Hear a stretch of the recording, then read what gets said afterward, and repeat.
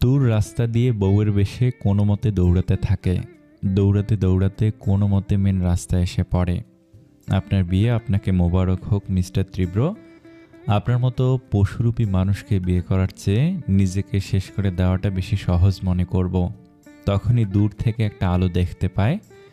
আলোটা ধীরে ধীরে কাছে আসছে। সরি মা, সরি বাবাই, তোমাদের সাথে হয়তো আর দেখা হবে না। আমি যদি আজ বেঁচে যাই আর ওই লোকটার হাতে পড়ে যাই, তাহলে আবার কি হবে আমি জানি না। এতদিন ওনার পুতুল থাকলো, এবার আমি জানি না আমার কি হবে। এর চেয়ে নিজেকে শেষ করে দেওয়াই ভালো। বলেই সামনে আসা গাড়ির নিচে ঝাঁপ দেয় তুর। ওদিকে, স্যার বসে আছেন কেন? ওনাকে খুঁজতে হবে। যে নিজে চলে যায় তাকে আর পাওয়া যায় না। কিন্তু স্যার, আই নিড হার। যেখান থেকে পারো নিয়ে আসো, আমি ওকে আমার চোখের সামনে দেখতে চাই। ঋদ্ধ কিছু বুঝতে না পেরে বেরিয়ে গেল। অভিনয় তুমি ভালো করলেও অতটা ভালো অভিনেত্রী নও তুমি তুর। আমাকে নিজের মন থেকে বিয়ে করতে চাও না আমি জানতাম, কিন্তু আমাকে ছেড়ে গিয়ে একদম ঠিক করনি তুমি। মিথ্যে অভিনয় হলেও তুমি আমার কাছে আমার হয়েই ছিলে, কিন্তু তা তুমি করলে না। শাস্তি তো তোমায় পেতেই হবে। ওদিকে গাড়ি দ্রুত ব্রেক করার কারণে বাড়ি খেয়ে তোর নিচে পড়ে যেতেই গাড়ি থেকে একটা ছেলে দ্রুত নেমে আসে। তোর ঝাপসা চোখে কোনো ছেলেকে দেখে। এই যে শুনছেন, কিন্তু তোর কোনো জবাব দিতে না পেরে জ্ঞান হারায়। আর ওদিকে তীব্র রুম থেকে বেরিয়ে প্রচণ্ড জোরে চিৎকার করতে থাকে। বাড়ির সবাই জড়ো হয়ে যায়, সবাই ভয়ে মাথা নিচু করে আসে। ঋদ্ধ ভয়ে ভয়ে জিজ্ঞেস করে, স্যার এত টাইট সিকিউরিটির পর তোর পালালো কিভাবে? স্যার আমি ভাবিনি তোর পালাবে, তাছাড়া আমি তো, তোমার কি মনে হয় আমি কারো ভয় তোমাকে সিকিউরিটির ব্যবস্থা করতে বলেছিলাম?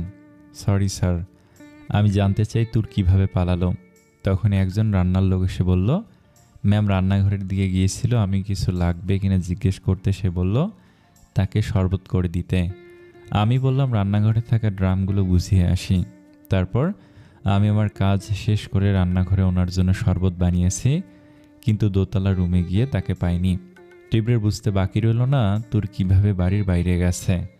ও দ্রুত বাড়ির বাইরে ড্রামের গাড়ির কাছে যায় আর একটা ড্রাম হেলানো দেখে। তার মানে ওর ধারণা সঠিক, ও এই ড্রামের ভিতর ঢুকেই বাইরে এসেছে। তোর ভাগ্যের জোরে তুমি আজ আমার থেকে পালালে। দেখি ভাগ্য কতক্ষণ সাথ দেয় তোমার। ভালোবাসার চাদরে মুড়িয়ে তোমার নজরে পবিত্র করতে চেয়েছিলাম, কিন্তু তুমি তো হতে দিলে না। এবার তীব্রের হিংস্র রূপটাও তুমি দেখবে। ঋদ্ধ, স্যার ওর যত আত্মীয় স্বজন বন্ধু বান্ধব কাছের যারা আছে সবার বাসায় লোক পাঠাও। এখান থেকে পালালেও যেন ওদের কাছে পৌঁছাতে না পারে।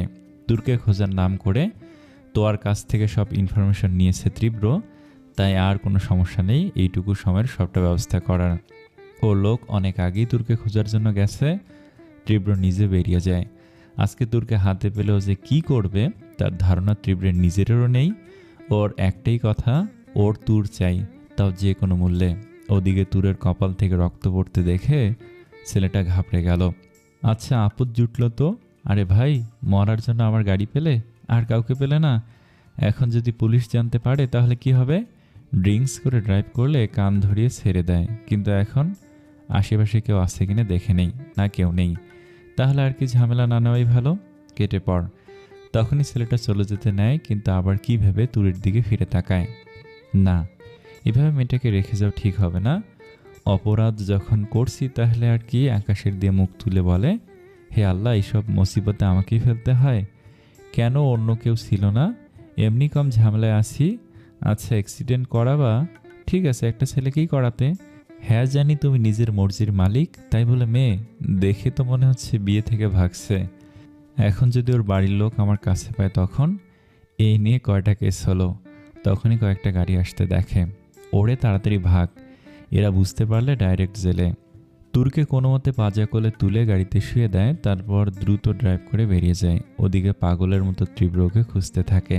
তুর্কে নিয়ে কি করবে ভেবে পায় না ছেলেটা, তাই গাড়িতে বসেই ডক্টরকে ফোন দেয় ও। হ্যালো, এত রাতে? আঙ্কেল প্লিজ আপনি বাসায় চলে আসুন, একটা বড় সড়ো সমস্যা হয়ে গেছে। কিন্তু আর কিছু বলার সুযোগ না দিয়ে ও লাইনটা কেটে দেয়।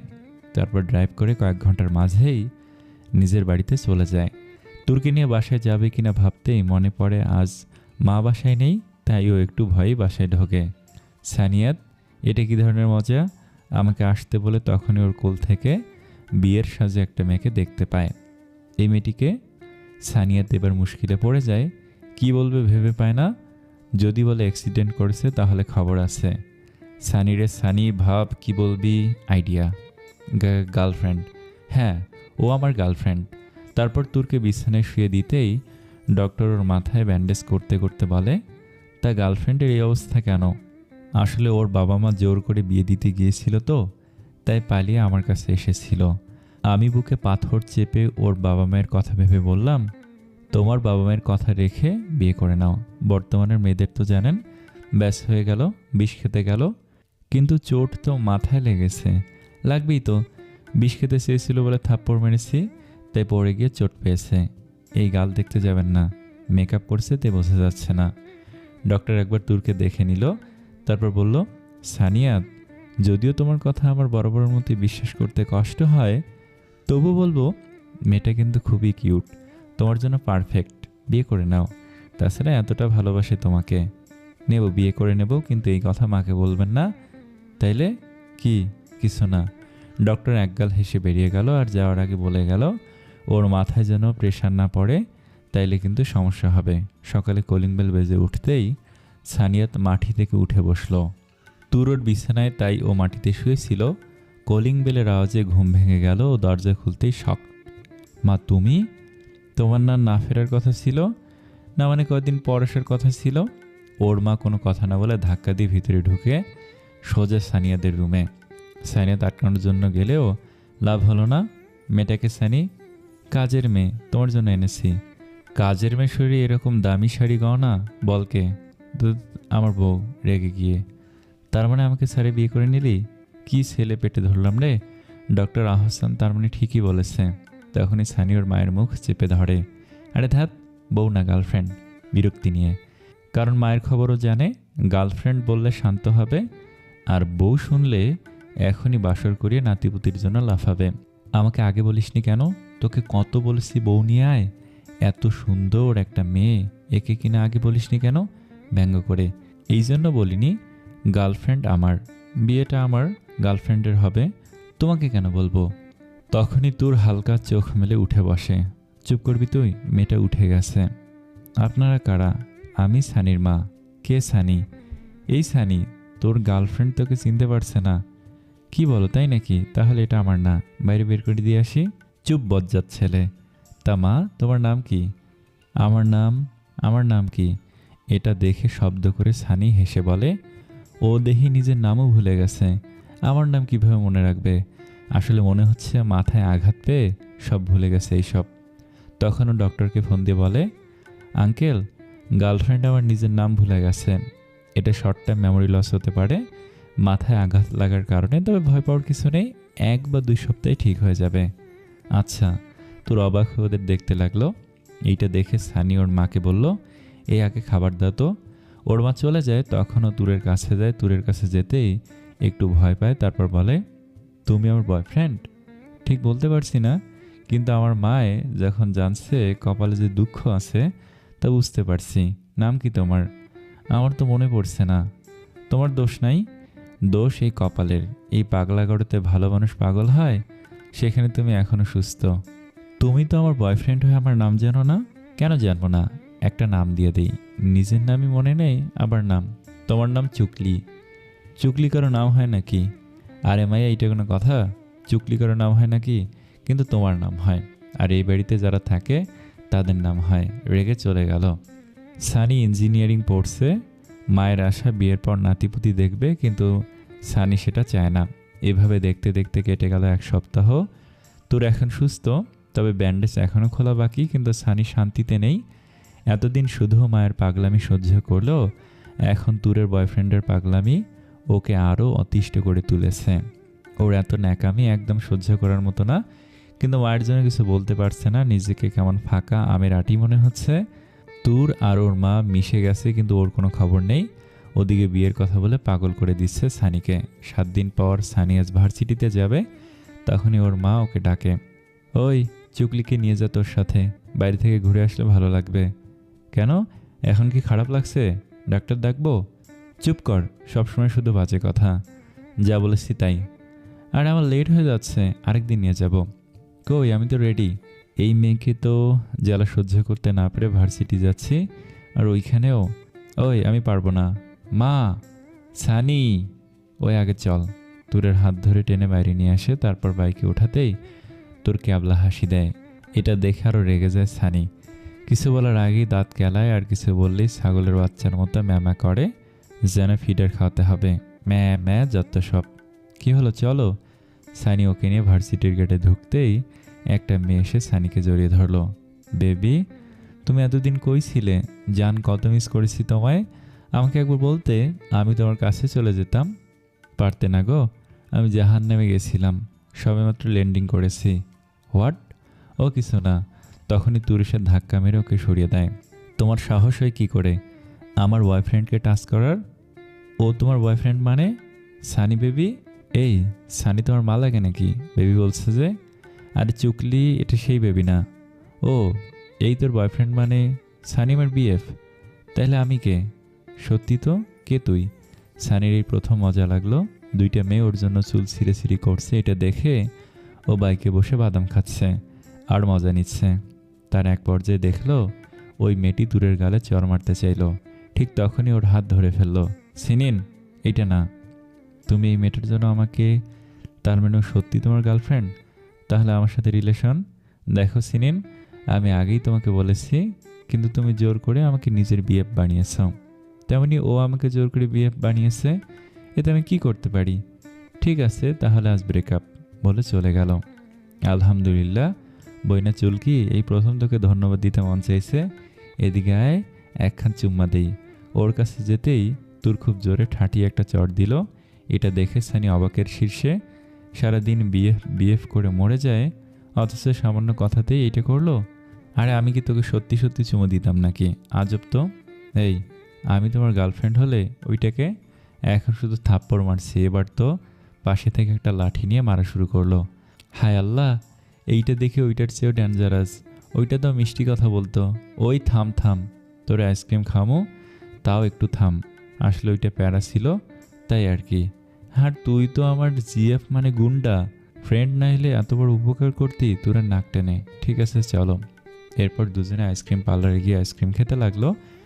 তবে সানির কেন জানি না তুরের অনেক কাজে কেমন কেমন লাগে। মাঝে মাঝে মনে হয় ও জেনে বুঝে ইচ্ছে করে করছে।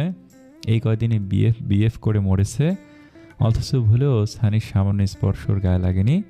এমনকি ভুলেও যদি সানি কাছে চলে আসে ও চিল্লে একসাথ করে, সেটা প্রথম প্রথম গায়ে না মাখলেও পরে ব্যাপারটা ভাবায়। যদি সত্যি বিএফ ভাবে তাহলে এমন কেন করবে? কিন্তু ওর মায়ের জন্য কিছু বলে না। ওর কি, ও মা খুশি হলেই খুশি। ওরা আইসক্রিম খাচ্ছিল, ঠিক তখনই রাস্তায় সিগন্যালের মধ্যে বসেছিল তীব্র। এই কয়দিন পাগলের মতো খুঁজেছে ও তুরকে। হসপিটাল থেকে শুরু করে সব জায়গায় কোথাও বাদ রাখেনি। ক্লান্ত তীব্র এখন অক্লান্তভাবে তার তুরকে খুঁজে বেড়াচ্ছে। ঠিক তখনই তীব্রের নজর যায় আইসক্রিম পার্লারের দিকে। হঠাৎ মনে হলো ও যেন তুরকে দেখছে, কিন্তু প্রথমে ভুল ভাবলেও বুঝতে পারলো এটা ভুল নয়, সত্যি তুর। ওকে দেখে নিজের রাগটা আরও বেড়ে গেল, কারণ ও একটা ছেলের সাথে। তাই এমনি এমনি নয়, বেশ হেসে খেলেই আছে। সিগন্যাল ছেড়ে দিতেই তীব্র ওদের দিকে গাড়ি নিয়ে যেতে লাগলো। এই যে চলুন। তারপর তুর আর সানি বাইকে উঠে বাইক স্টার্ট দিল। তীব্র ওখানে পৌঁছানোর আগেই ওরা চলে গেল। কিন্তু তীব্রকে ধরার জন্য ওর পিছু নিল। ওর মাথায় একটাই চিন্তা, আজকে তুরকে পেলে তীব্রকে ছেড়ে আসার শাস্তি ওদের হাড়ে হাড়ে বুঝিয়ে দেবে। তবে তীব্রের রাগটা বাড়িয়ে দিচ্ছে তুরের সাথে থাকা ছেলেটা। তীব্র ওদের পিছু নিতে থাকে, কিন্তু সানি বাইকে যাওয়ার কারণে একটা ছোট রাস্তার মধ্যে ঢুকে যায়, যার কারণে তীব্র আর যেতে পারে না। বাইরে নেমে কিছু করবে তার আগে তাদের বাইক মিলিয়ে যায়। তীব্র গাড়ি থেকে নেমে ওদের খুঁজতে থাকে, কিন্তু পায় না, যার কারণে ও রেগে গিয়ে গাড়িতে প্রচণ্ড জোরে ঘুষি মারে। আর কতদিন আমার থেকে লুকিয়ে থাকবে তুমি তুর? ধরা তো তোমাকে পড়তেই হবে, আজ না হয় কাল। আমি যতটা না ছটফট করছি তার 1000 গুণ বেশি হবে তোমারটা। তারপর তীব্র ঋদ্ধকে ফোন করে। হ্যালো স্যার, তুর এই শহরে আছে, পুরো শহরটা এক এক করে হলেও তুরকে খুঁজে বের করো। কিন্তু আপনি এতটা শিওর হলেন কিভাবে? কারণ আমি নিজ চোখে তুরকে দেখেছি। এখন যা বলছি তাই করো। ফোনটা কেটে দিল তীব্র। গিয়ে কি বলবো তান? জানি না, কিন্তু সান্ত্বনা দেওয়ার হলেও তো আমাদের যেতে হবে। ওনারা এক বুক আশা নিয়ে বসে আছে শুধুমাত্র তুরকে খুঁজে পাওয়ার জন্য। তোয়া আর তান দুজনে তুরের বাড়ি এসেছে। প্রায় 6 মাস হয়ে গিয়েছে তুর নিখোঁজ। ওরাই ওনাদের আশা দিয়ে রেখেছেন। তুরকে পাওয়ার আশাই ওনারা এখনও বেঁচে আছে। তুরের বাবা তাও নিজেকে শক্ত রাখতে পেরেছে, নিজের কষ্টটা প্রকাশ করতে পারে না। আর পারবি বা কী করে? ওনার স্ত্রী শয্যাশায়ী, মোড়ে বেঁচে আছে বলতে যা বোঝায় আর কি। সম্পূর্ণভাবে অসুস্থ। তুর্কি ফিরে পাবেন বলতে গেলে এই আশায় নিঃশ্বাস নিয়ে অপেক্ষার প্রহর গুনছেন। প্রতিবার তো আসতেই তুর্কে পাওয়ার আশা করেন, কিন্তু সেই আশা নিমিষেই মিলিয়ে যায় যখন শোনে তুর্কে পাওয়া যাচ্ছে না। জানি তো, কিন্তু আমাদের এছাড়া আর কিছুই করার নেই। এটা তুমিও ভালো করেই জানো। আমরা কোনো দিক থেকে ওকে খোঁজে বাকি রাখিনি। কথাটা শুনে তোয়ার মতো শক্ত মেয়েও কান্নায় ভেঙে পড়ে। তান ওকে বুকে জড়িয়ে নেয়। প্লিজ তোয়া, তোমাকে শক্ত থাকতে হবে। তুমি যদি এভাবে ভেঙে পড়ো তাহলে ওনাদের কে সামলাবে? ওনাদের মনের জোর তো তুমি তোয়া। আমি যে ক্লান্ত, 6 মাসে ওকে খোঁজার জন্য আমি কম চেষ্টা করিনি। আচ্ছা এবার চলো ভিতরে যাই। আচ্ছা তান, আমরা যদি ওনাদের আমাদের সাথে আমার বাড়ি নিয়ে যাই তাহলে ভালো হবে না? এখন তো চাচা অফিসে যান না, ওখানে সবার সাথে থাকলে যদি মন ভালো হয়। আমারও তাই মনে হয়। ওরা ভিতরে যায়। ওদের দেখে তুরের মা কান্নায় ভেঙে পড়ে। তুরের কথা জিজ্ঞেস করতেই কিছু বলতে পারে না ওরা। সামনে কিছু না বললেও লুকিয়ে চোখে পানি ফেলতে থাকে তুরের বাবা। তারপর তোয়া ওনাদের নিজেদের সাথে নিয়ে যেতে চায়, কিন্তু ওনারা রাজি হয় না। এক প্রকার জোর করেই তোয়া আর তান ওদের নিজেদের সাথে নিয়ে যায়। এদিকে তীব্র অনেক দিন পর একটা দরকারি কাজে হাসপাতালে গেছে। অনেক দ্রুত নিজের কেবিনে গিয়ে কিছু একটা নিয়ে বেরিয়ে যায়। তীব্র কতটা টেনশনে ছিল সেটা অরুণের নজর এড়ায়নি। তীব্র বেরিয়ে যাওয়ার পর অরুণ ওর রুমে ঢোকে। তারপর তীব্রের কাগজপত্র নিয়ে ঘাটাঘাটি করতে থাকে, কিন্তু তেমন কিছুই খুঁজে পায় না। বড্ড বিরক্ত লাগে অরুণের। ও কেবিন থেকে বেরোতে যাবে, ঠিক তখনই আসে তুষা। ওকে দেখে বেশ ঘাবড়ে যায় অরুণ। তুমি এখানে কি করছো অরুণ? তোমার ডক্টর রায়হান কি করতে এসেছিল তাই জানতে এসেছি। সমস্যা কি তোমার অরুণ? সবসময় তুমি ওর পিছে পড়ে থাকো কেন? অরুণ চুপ করে দাঁড়িয়ে আছে। কি হলো, কথা বলছো না কেন? ওর সাথে তোমার সমস্যা কি? তুমি আমাকে ওর পাশে সহ্য করতে পারো না কেন অরুণ? কারণ আমি চাই না ওর জন্য তোমার কোনো ক্ষতি হোক। এনাফ ইজ এনাফ অরুণ। তুমি আমাকে ভালোবাসো, তার মানে এটা নয় যে ওর ব্যাপারে বাজে কথা বলতে পারো। আমরা সবাই একসাথে কয়েক বছর যাবত আছি, আর তুমিও। হ্যাঁ, আর তাই আমি তোমার চেয়ে ওকে ভালো করে চিনি। ও যে কি করতে পারে তা আমি ধারণা করতে পারি না, আর তার জন্যই আমি তোমাকে ওর কাছাকাছি দেখতে পারি না। তুষাকে শক্ত করে ধরে। এটা দেখে তুষা অবাক হয়ে ওর দিকে তাকায়। তারপর অনেকটা অবাক চোখে ওকে বলে, পাগল হয়ে গেছো তুমি অরুণ। ও তোমার চেয়ে বেশি সাফল্য পেয়েছে বলে হিংসা করো তুমি ওকে, আর তাই ওকে সহ্য করতে পারো না। কথাটা বলে বেরিয়ে যায় তুষা। অরুণ ওকে ডাকলেও শোনে না। তোমরা ওকে এখনও চিনতে পারোনি তাই এমনটা বলছো। যদি জানতে তাহলে এমনটা বলতে পারতে না। ও নিজে যতটা নর্মাল দেখানোর চেষ্টা করুক না কেন, আমি জানি ও নর্মাল নয়। একটা নর্মাল মানুষের ভাবনা, চিনতে, বিহেভ এরকম হয় না। কখনো ওকে খারাপ কিছু করতে দেখিনি, কিন্তু আমার বিশ্বাস ও যদি খারাপ কিছু করে সেটা চরম ভয়ঙ্কর। কারণ ওই মানুষটার মনে মায়া, মমতা, ভালোবাসা বলতে কিছু নেই।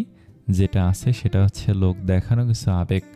তখনই সেদিনের কথা মনে পড়ে যায়। তখন তীব্র আর অরুণ দুজনেই মেডিকেলে নতুন। তখনই একটা লাশ নিয়ে আসা হয়। লাশটার পরিস্থিতি এত খারাপ ছিল তা বলার বাইরে। যে কোনো মানুষের পক্ষে সেটা দেখা জঘন্য একটা ঘটনা। সেই লাশটার জন্য অরুণ নিজের গা গুলিয়ে প্রায় অবস্থা খারাপ করে গিয়েছিল। কিন্তু সেদিন তীব্রকে দেখে বড্ড অবাক হয়ে গিয়েছিল অরুণ। কোনো রকম বাস বিচার ছাড়া ও লাশটার কাজগুলো দেখছিল, যেন ওর কোনো প্রভাব পড়েনি। কোনো স্বাভাবিক মানুষ এতটা সহজে এটা করতে পারে কিনা জানা নেই অরুণের। অদ্ভুত লাগছিল, কিন্তু তারপর থেকে ও তীব্রের কাজগুলো খেয়াল করত। আর এই কয়েক বছরে ওর তীব্রের ব্যাপারে যতটা বুঝতে পেরেছে, ও নিজে ডাক্তারের অভিজ্ঞতাকে কাজে লাগিয়ে তাতেও স্বাভাবিক নয়। ওর প্রতিটা কাজ সবার চেয়ে আলাদা, কিন্তু সাধারণ মানুষ এরকম ভাবতে পারে কিনা জানে না। এমনকি সবার অজান্তেই ও তীব্রের ব্রেনের কন্ডিশন পরীক্ষা করেছে। তীব্রের ছোট্ট একটা অ্যাক্সিডেন্ট হয়েছিল ঠিক তখন। তারপর পরীক্ষার রেজাল্টে ও সত্যি অবাক হয়, কারণ ওর ধারণাই সঠিক। তীব্রের ব্রেনের কন্ডিশন স্বাভাবিক মানুষের মতো না, অনেকটা ভিন্ন। আচরণে প্রকাশ না পেলেও তীব্রকে ওর সত্যি একটা সাইকো মনে হয়। কিন্তু তীব্রের কোনো কাজের সাথে মিল খুঁজে পায় না ও। ওর সমস্ত কাজ এতটাই নিখুঁত হয় যে যার থেকে কোনো কিছু বের করা অরুণের পক্ষে সম্ভব হয়নি। সব কিছু ভেবে একটা দীর্ঘশ্বাস ফেলে অরুণ। ফ্রেন্ড হিসেবে যেমন ওকে ভালোবাসে, তেমনি ওর এসব কথা ভাবলে শিউরে ওঠে ও। সারাটা দিন সানির অবস্থা খারাপ করে দিয়েছে তুর। পুরো দিন বাইকে করে ঘুরিয়েছে। সানি রেগে কিছু বলতেও পারে না, কিছু বললেই মায়ের ধমকি দেখায়। সানির ইচ্ছে করছে মেয়েটাকে এখানে পুঁতে রেখে বাড়ি চলে যায়। কাজটা তো সহজ নয়, এটা ভেবে পিছিয়ে যায়। রাতের দিকে তুরকে নিয়ে বাড়ি ফেরে সানি। বাড়ি ফিরতেই তুর ফ্রেশ হতে চলে যায়। আনি ওর মাকে ডাকতেই ওর মা বাড়ি নেই। তার ওনার কাছ থেকে জানতে পারে ওনার কোনো বান্ধবী হাসপাতালে, তাই আজ ফিরবে না। এইটা শুনে একটা শয়তানি হাসি দেয় সানি। আজকে এই মেয়েকে হারে হারে টের পাওয়াবে সানি কি জিনিস। অনেক জ্বালিয়েছে, সব শোধ তুলবে। ফ্ল্যাটে গিয়ে মায়ের রুমে ঢুকেই দেখে ও ঘুমিয়ে গেছে। এটা দেখে আরও বেশি রেগে যায় ও। ইচ্ছে করছে হাতের লাঠিটা দিয়ে মাথা ফাটিয়ে দেই, কিন্তু পরে আবার ভাবে থাক, ঘুম থেকে উঠলে না হয় মারবে। তাই ওর ঘুম ভাঙার অপেক্ষায় পাশের সোফায় বসে পড়ে সানি। এদিকে তুরকে না পেয়ে পাগলের মতো করছে তীব্র। না চাইতেও কি করছে নিজেও জানে না। তুরকে একবার দেখার জন্য যেন মরে যাচ্ছে। মনে হচ্ছে এর চেয়ে তুর যদি ওকে মেরে ফেলতে চাইতো তাহলে হয়তো বেশি ভালো হতো ওর জন্য। আর যাই হোক, এই অসহ্য যন্ত্রণা সহ্য করতে হতো না। এই যন্ত্রণা থেকে বাঁচার জন্যই তুরকে নিজের বন্দিনী করে রেখেছিল। কিন্তু তুর যাওয়ার পর তা যেন আরও বেড়ে গেছে। ঋদ্ধ বা অন্য কেউ ভয় ওর সামনে আসছে না। তুর যাওয়ার সময় ওর ঘুমগুলো সাথে নিয়ে চলে গেছে। তীব্র যেখানে তুরকে আটকে রেখেছিল নিজের বাড়িতে ফাঁকা রুমে, সেই রুমেই ওর রাতগুলো কাটছে। দেয়াল ঘেঁষে বসে সিগারেট টানছে তীব্র। তুরের সাথে কাটানো মুহূর্তগুলো যত মনে পড়ছে ততই যেন হৃদয়ের ক্ষতটা আরও গভীর হয়ে উঠেছে। সিগারেটের ধোঁয়ায় বদ্ধ রুমে নিজের ফুসফুসকে পুড়িয়ে চলেছে ও। আর অঝরে পানি পড়ছে দু চোখ বেয়ে। মদেও যখন নেশা হলো না তখন এক গাদা ঘুমের ঔষধ খেয়ে নিল। আর বসে থাকতে পারল না। এতগুলো পিল খেয়ে কিছুক্ষণের মধ্যেই মাটিতে লুটিয়ে পড়ল। চোখ মেলে তাকাতে পারছে না। নেশা হয়ে গেছে কিন্তু সামান্যটুকু ঘুম নেই চোখে। তুর যে ওর শুধু বন্দিনী ছিল না, ওর মায়াবী নিষ্পাপ মুখটা ওর ঘুমের কারণ ছিল, যা এখন আর নেই। উপুর হয়ে মেঝেতে থাকতে পারল না। কাশিতে বুক ফেটে যাচ্ছে।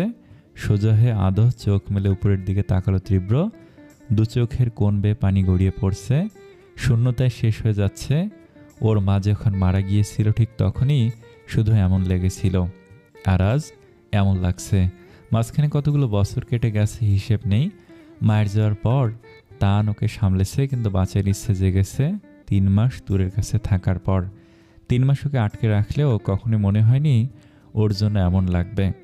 3 মাস পর বুঝতে পারে ওকে শুধুমাত্র নিজের বন্দিনী করতে চায় না তীব্র, বরং নিজের করে চায়। আর তাই তো তুরের সাথে নিজেকে জড়াতে দুবার ভাবেনিও, কিন্তু তীব্রের সাজানো আসা মুহূর্তেই শেষ করে দিল। এদিকে তুর ঘুমের ঘোরে এক নাগারে বলে চলেছে, আমি আপনার সাথে থাকতে চাই না, আপনি শুধু আমাকে কাঁদান।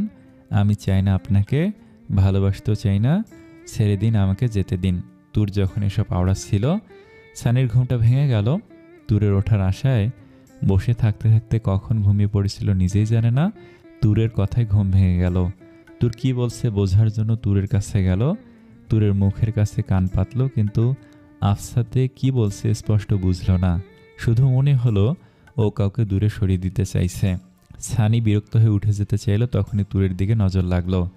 হঠাৎ মনের মাঝে শয়তানি বুদ্ধি খেলে গেল। একটা শয়তানি হাসি দিয়ে ও তুরের বেশ খানিকটা কাছে গেল। হঠাৎ নিজের ওপর গরম নিঃশ্বাস পেয়ে তুরের ঘুমটা ভেঙে গেল। ও চোখ খুলে তাকাতেই সানিকে নিজের খুব কাছে দেখতে পেল। ও চিৎকার করতে গেলেই সানির মুখ চেপে ধরে। কি হলো জান, চিৎকার করছো কেন? আমি না তোমার বয়ফ্রেন্ড? বয়ফ্রেন্ড কাছে আসলেও যে এমন করতে হয়? তুর ভয় চুপসে গেছে। আশেপাশে আন্টিকে দেখতে পাচ্ছে না, কান্না করেই যাচ্ছে। একদম চুপ, না হলে কিন্তু মেরেই ফেলবো। প্লিজ এমন করবেন না, আমার কাছে আসবেন না। কাঁদতে কাঁদতে দূরে সরতে চাইল, কিন্তু সানি ওর হাত বিছানায় চেপে ধরল। তা কেন গো? যাকে বিএফ করে মারো সে কাছে আসলে দূরে যেতে কেন বলছো? বলেই তুরের দিকে এগিয়ে যায়। তুর নিজেকে ছাড়ানোর চেষ্টায় অন্যদিকে ফিরে খুব জোরে একটা চিৎকার করে। তীব্র, আপনি কোথায়? তুরের চিৎকার শুনে সানি ওকে ছেড়ে দেয় আর তুর গুটিসুটি মেরে বিছানার এক কোণে বসে কাঁপতে থাকে। এইটা দেখে সানি গ্লাস ভর্তি পানি এনে দেয়। তুরুনা ধরলো একটা ধমক দেয় আর তুর সাথে সাথে এক নিমিষেই পানিটা খেয়ে নেয়। সানি ওর হাত থেকে গ্লাসটা নিয়ে টেবিলে রেখে আবার গিয়ে সোফায় বসে হাত ডলতে থাকে। রাগে গা জ্বলে যাচ্ছে আর ওদিকে তুর কাঁদতে থাকে। আরে ও মিস ড্রামা কুইন, তাড়াতাড়ি কাঁদুন, আমার কিছু প্রশ্ন আছে। কিন্তু তোর কেঁদেই চলেছে। এটা দেখে সানির রাগ আরও বেড়ে যায়। মাইয়া, তোরে তো আমি যে লাঠিটা নিয়ে এসেছিল সেই লাঠিটা নিয়ে তুরের কাছে যায়। ওই কান্দা থামা, নাইলে আজকে শালা তুই আমার যত প্যারা দিছস। আমার কোনো গার্লফ্রেন্ডকে আমি এতটা সহ্য করছি কিনা জানি না। আবার মারতে গেলে তুর এবার ভ্যা করে কেঁদে দেয়। শালার এই মাইয়াগুলোর সমস্যা কোথায়? কোনো কথা সোজাভাবে শুনতে চায় না। এই থাম থাম বলছি। তোর এবার কিছুটা শান্ত হয়। এটা দেখে সানি চেয়ার টেনে ওর সামনে বসে। এবার বল তোর নাম কি? আর এই তীব্রটাই বা কে? আর মরার জন্য বিয়ের সাজে আমার গাড়ির নিচে আসলি কেন? জানিস তুই মরলে কি হইতো? কিরে বল, তোর কি বলবে ভেবে পাচ্ছে না। এই দেখ, আমি জানি তুই নাটক করছিস। তোর মেমোরি ফিরে এসেছে, কারণ যতই তুমি আমার বিএফ করো না কেন, আমরা জ্বালাইয়ে মারলেও আমার হালকা টাচও করো নাই। এবার তোর মুখ খুলল। সরি সানি ভাইয়া। ইটস ওকে, কিন্তু ভাইয়াটাইয়ে বলিস না, কোনো মাইয়া বলে না, তাই শুনতে কেমন জানি লাগে। আচ্ছা এবার বল তুই কে? আর এই তীব্র কি তোর বিএফ? আর বিয়ের দিন কি পালাইছিস নাকি? বাড়ি নিয়ে গিয়ে আমার মাথা খাস কেন? এটা শুনে তোর কাঁদো কাঁদো মুখ করে বলে, আমার নাম তুর। আসলে আমার বাড়ির পাশে একটা বখাটে গুন্ডা আমাকে বিয়ে করতে চাইতো। আমি রাজি হইনি, তাই 6 মাস আগে আমাকে কিডন্যাপ করে আমাকে বিয়ের জন্য রাজি করাতে চায়। আমি রাজি হইনি, তাই আটকে রাখছে। তাই সেদিন বাধ্য হয়ে বিয়েতে রাজি হওয়ার কথা বলে সুযোগ বুঝে পালাই, আর তখনই আপনার গাড়ির সামনে। তা তোর সাথে খারাপ কিছু করেছিল নাকি? আরে না, বেচারা ওই দিক থেকে ভালো ছিল। আমি রাজি হতে এত খুশি হয়েছিল যে আমি কখন পালাইছি বুঝতেই পারে নাই। ও তার মানে বেচারা গুন্ডারে ছ্যাঁকা দিলি? বেচারা, ইস, ও যে আমার 6 মাস আটকে রাখছে তার বেলায়। এই তুই আবার কথা কস। আবার মারতে যায়। মাইয়া, বদমাস একটা পোলারের ধোকা দিয়ে মজা হইতাছে। যদি আটকাইয়া না রাখতো আমি নিজে গিয়া তুইলে দিতাম। সে যাই হোক, এই তীব্রকে তোর বয়ফ্রেন্ড? না, তাহলে কি? তোর চুপ। ওই চুকলির বাচ্চা, কথা ক। এই চুকলি কিসের নাম? দুনিয়ায় কোনো নাম ছিল না? হ্যাঁ রে সেমরি, তোরে পারলে বুড়িগঙ্গায় ডুবাই দেই আবার নাম। সে যাই হোক, আমি চুকলি ডাকতাম। এবার বল তীব্রকে। আমার ক্রাশ। আর বলবেন না, আমি ওই ছেলেটার জন্য পাগল ছিলাম। যেদিন ব্যাটার প্রপোজ করমু সেদিন গুন্ডা আমারে তুইলে নিয়ে গেছে গা। ও থাম তাইলে। আচ্ছা তাইলে আমার বাসায় কেন? আসলে আমার বাসায় গেলে যদি যাই না যায়, তাই আপনার বাসায় থেকে গেলাম। প্রথমে ভয় লাগলেও আন্টিকে দেখে নিশ্চিন্ত হলাম। সেটা ঠিক, কিন্তু তোকে আমার বাসায় রাখা যাবে না, নইলে আমার মা, আমার বাচ্চা কাচ্চার মা তোকে বানাই ছাড়বো। যা আমি চাই না। যাই হোক, আমি এখন যাই। আচ্ছা, আর ওই চুকলি, তোর কোনো আত্মীয় স্বজন নেই যার কথা ওই গুন্ডা জানে না? আমার চাচা, ওনার বাসা। তাহলে রেডি হ, কাল দিয়ে আসবো। আচ্ছা। সানি যেতেই তোর নিশ্চিন্তে মনে শুয়ে পড়ল। সরি সানি, আমি মিথ্যে বলতে চাইনি, কিন্তু সত্যিটা বলতে পারবো না। আমি বাসায় গেলে তীব্র আমাকে খুঁজে পাবে না। সে তো হোটেল থেকে আমাকে কিনে নিয়ে গিয়েছিল। সে কি করে জানবে আমি কোথায় থাকি? কিন্তু আমি বাড়ি কিভাবে ফিরবো তাই বুঝতে পারছি না। কি বলবো আমি তাদের? তাদের মেয়ে বাধ্য হয়ে নিজের সম্মান হারিয়েছে। যাই হোক, আগে তো আপুর সাথে কথা বলতে হবে। জানি না বাবা মায়ের কি অবস্থা। চোখ বন্ধ করতেই সানির তখনকার কথাগুলো মনে পড়ে গেল। মুহূর্তেই সব কিছু ধোঁয়াশে হয়ে গেল। ও উঠে বসে কাঁপতে লাগলো। যে লোকটা ওর এত বড় ক্ষতি করলো, ওর সম্মান নষ্ট করলো, ভয়ে কিনা ও সেই লোকটাকে ডাকলো আরেকজনের হাত থেকে নিজেকে বাঁচানোর জন্য। কি করলো না করলো সেই ভেবেই রাতটা কেটে গেল। সকালবেলা তুর আর সানি সব কিছু রেডি করে নিয়েছে। তখনই ওর মা আসে। কিরে, কোথায় যাচ্ছিস ওকে নিয়ে? পরে সানি ওর মাকে সবটা বুঝিয়ে বলল। তুর চলে যাবে ভেবে খুব কষ্ট পেয়েছে। একদম নিজের মেয়ে করে রেখেছিল ওকে। নিজের মেয়ে ভেবে রেখেছিলাম। ভুলে যাস না আমাকে, মাঝে মাঝে আসিস। আর হ্যাঁ, তুই যদি চাস আমি তোর বাবা মায়ের সাথে কথা বলবো তোকে যাতে সানির বউ বানায়। আমার সানি ভালো ছেলে। মা, তারপর ওরা বিদায় নিয়ে চলে যায়। যাওয়ার সময় প্রচণ্ড কাঁদে তুর নিজেও। তারপর বিদায় নিয়ে চলে আসে।